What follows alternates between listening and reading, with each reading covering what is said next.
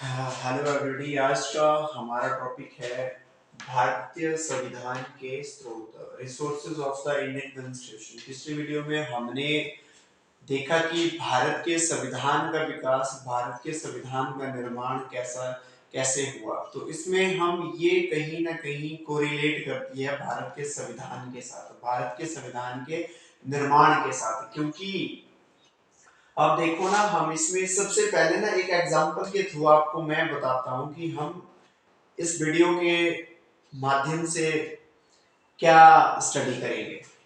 तो सपोज आपको कोई फैक्ट्री बनानी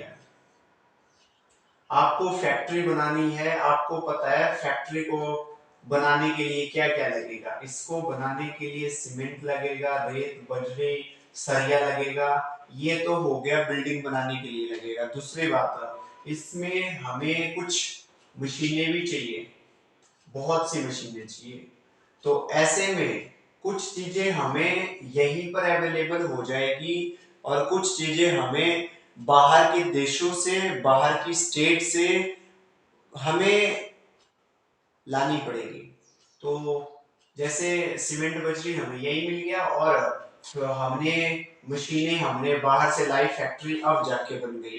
तो वैसा ही भारत के संविधान के निर्माण में हुआ है। देखो, कुछ चीजें जब संविधान का निर्माण स्टार्ट हो गया ना, तो फिर उन्हें समस्या आने लगी कि यार अब भारत के संविधान का निर्माण तो हमने करना है, अब हमने कैसे इसका निर्माण करना है, हमने कहां से रिसोर्सेज लेने हैं, हमने चीजें कहां से लेनी है ताकि हमारा संविधान एक अच्छा संविधान बने, ताकि उसमें अमीर गरीब के लिए इक्वलिटी हो, एक समानता हो अमीर गरीब के लिए। अब ऐसा संविधान कैसे बनाया जाए? तो फिर डॉक्टर बाबा साहब भीमराव अंबेडकर, पंडित जवाहरलाल नेहरू जी, ये सारे सोचने लगे कि यार क्या करें, कैसे अच्छा संविधान बनाए। तो फिर इन्होंने देखो क्या किया।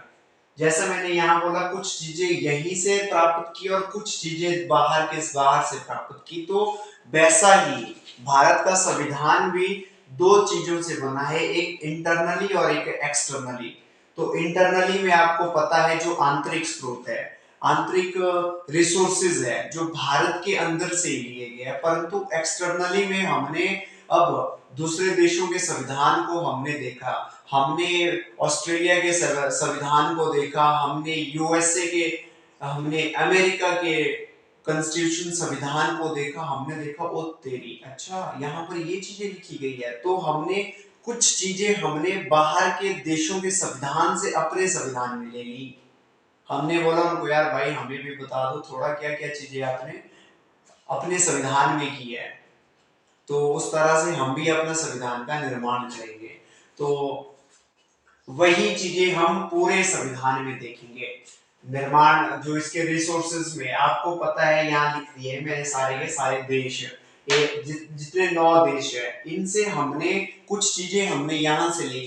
तो अब सबसे पहले देखते हैं इंटरनली, जो अंदरूनी भारत के अंदर से हमने किन चीजों को लिया है। आपको पता है कि भारत में 100 साल तक, तकरीबन तकरीबन 100 साल तक ब्रिटिश सरकार ने शासन किया। जब ब्रिटिश सरकार ने भारत के ऊपर शासन किया, तो फिर उन्होंने देश को चलाने के लिए, या फिर देश को चलाने के लिए कहे, या फिर देश को लूटने के लिए एक व्यवस्था लागू कर दी थी। यहाँ पर एक इंफ्रास्ट्रक्चर डेवलपमेंट उन्होंने कर दिया था।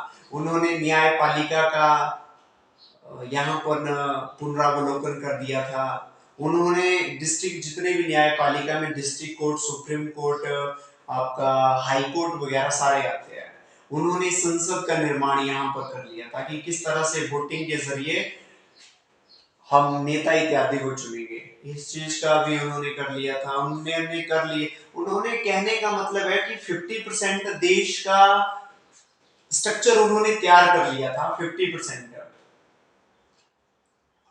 और जब भारत देश आजाद हो गया उनसे, फिर उन्होंने पंडित जवाहरलाल नेहरू जी को बुलाया, गांधी जी को, भाई अब आप देखो अगर आप चाहते हो कि हमारे संविधान जो हमने रूल बनाए, अगर आप चाहते हो इनको खत्म करना तो आप खत्म भी कर सकते हो, अगर आप चाहते हो कि इनको रखना आप रख भी सकते हैं, ये अब आपकी मर्जी है। हम ये तो यहाँ से चल पड़े हैं, अब आपके ऊपर है। तो फिर पंडित जवाहरलाल नेहरू जी ने, सब लोगों ने जो फ्रंटलाइन लीडर्स थे उस टाइम पर, तो उन्होंने फिर विचार विमर्श किया कि नहीं यार, हम स्टार्टिंग से, क्योंकि आधा भारत का निर्माण हो चुका है, हर एक व्यवस्था उन्होंने लागू कर दी है, यहाँ पर ट्रेन कर ली है, लोक सेवा आयोग की स्थापना कर ली है उन्होंने, हर एक चीज है।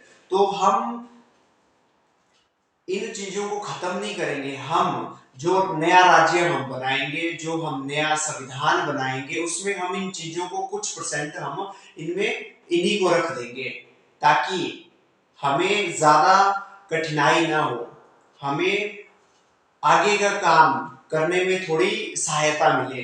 तो फिर उन्होंने देखो क्या किया। सबसे पहली चीज को आप समझो कि मैंने आपको पिछले वीडियो में पढ़ाया है 1935 का भारत शासन अधिनियम, भारत शासन अधिनियम। तो लगभग 395 आर्टिकल्स में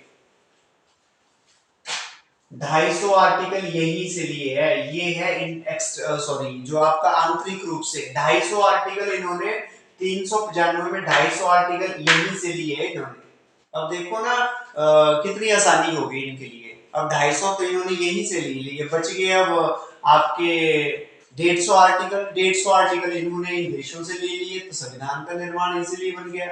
ये कहते हैं दिमाग। अगर ये बोलते ना कि हम भारत के हम ब्रिटिश के द्वारा लगाए गए रूल से हम कुछ भी नहीं लेंगे, हम इनको खत्म कर देंगे, तो भाई 395 आर्टिकल है, 395 आर्टिकल को बनाने में ना बहुत टाइम लगता, बहुत टाइम लगता।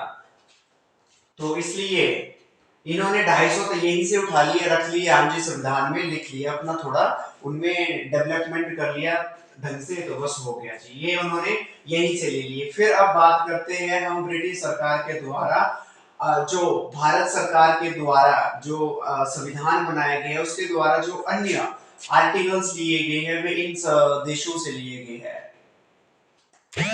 और अब आप देखते हो, सबसे पहले हम ब्रिटेन की बात करते हैं। ब्रिटेन से आपको कंसेप्ट आप एक बार स्क्रीनशॉट ले लो इसको, इसका, क्योंकि ये आपको ऐसे का ऐसा ही याद करने में ना बहुत सुविधा होगी इसमें।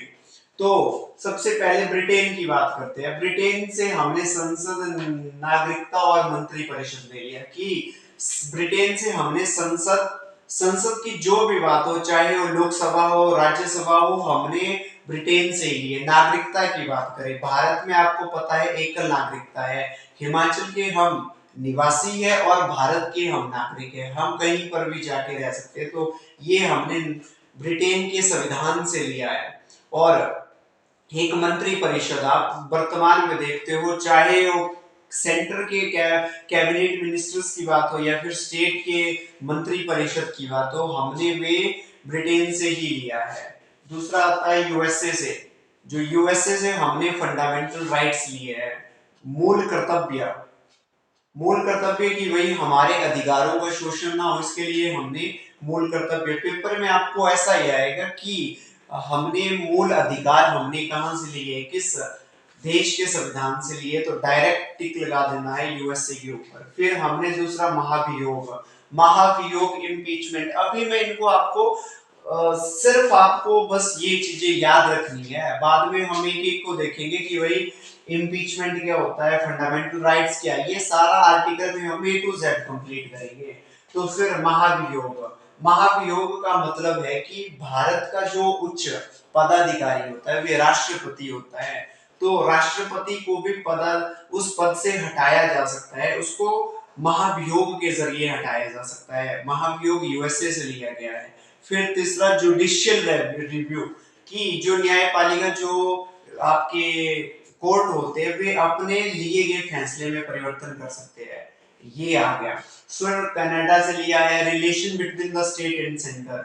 क्या है relation between the state and centre, कि इसमें स्टेट और सेंटर का रिलेशन क्या है, इस चीज को भी हम भारतीय अनुच्छेद जो 11 में इसके बारे में पूरी डिस्कशन की गई है। तो केवल इस टाइम आप ये याद रखो कि रिलेशन एंड केंद्र और राज्य के संबंध की बात कहां से ली गई है, वे कनाडा से ली है। और कनाडा से एक और चीज ली गई है, राज्य और केंद्र की सूचियां।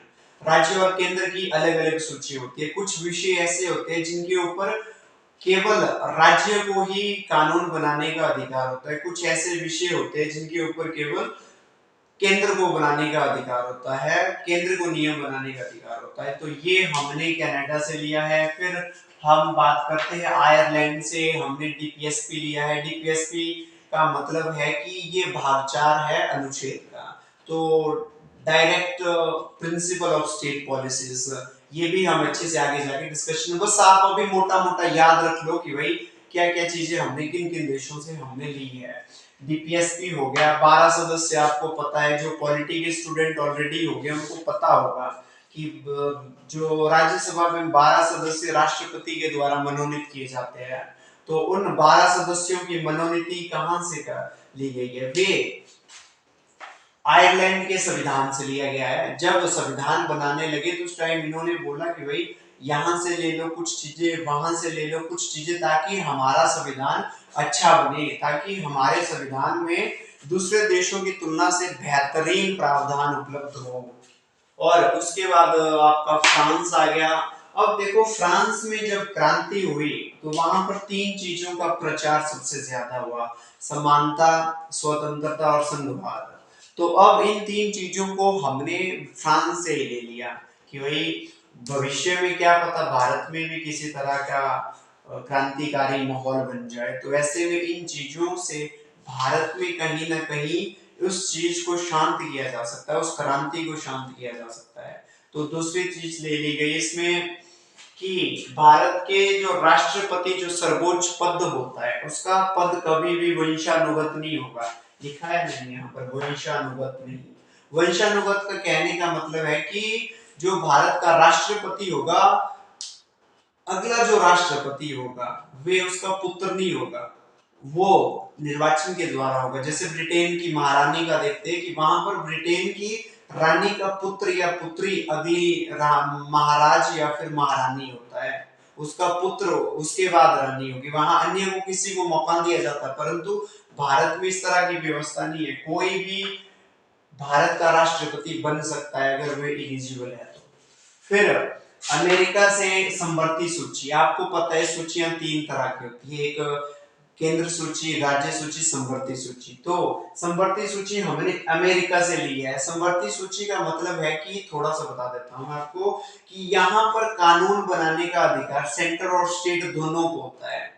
जैसे आप शिक्षा के ऊपर देखो, शिक्षा के ऊपर कुछ अधिकार नियम सेंटर बनाती है और कुछ स्टेट भी बनाती है, केवल सेंटर के स्टेट के ही नहीं चलते हैं। तो जॉइंट सेशन, संयुक्त अधिवेशन, आगे जाके हम अच्छे से देखेंगे। 108 में पूरी 108 आर्टिकल में इसी की चर्चा है, संयुक्त अधिवेशन। संयुक्त अधिवेशन क्या कहता है? संयुक्त अधिवेशन की भाई इसको राष्ट्रपति बुलाता है जब जो लोकसभा और राज्यसभा के सदस्यों में टकराव होने लगती है, तो फिर संयुक्त अधिवेशन। लिया कहां से गया है? अमेरिका से लिया है। फिर दक्षिण अफ्रीका, इसमें आपका जो संविधान संशोधन, कॉन्स्टिट्यूशन अमेंडमेंट लिया गया है 368 में। आप इसमें अच्छे से पढ़ोगे, आज तक 105 2021-22 तक 105 संशोधन हो चुके हैं, तो इसलिए वो इसके तहत शामिल किए जाएंगे। संयुक्त अधिवेशन, जो भी भारतीय संविधान में मानो भविष्य में कोई प्रॉब्लम आ रही है तो फिर वहां पर संशोधन किया जाता है, तो वैसे में उन संशोधन की बात हो रही है।